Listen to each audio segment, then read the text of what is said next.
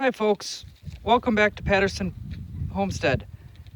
Today I'm doing a bird coop update. We decided that we're going to turn this into a turkey coop after we clean it out, of course. And the run will come out about to these stakes in the tree.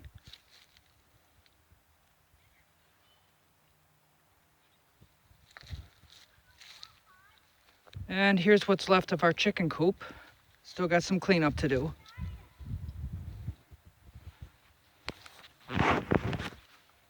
But the white stakes show the duck coop and the chicken coop will be.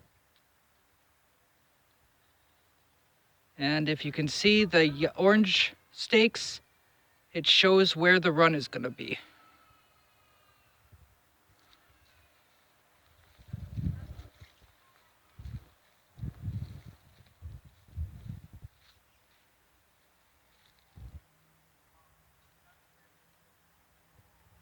Our chicken coop is going to be a 8x8, and the duck coop is going to be a 4x8. Not sure the size of the run.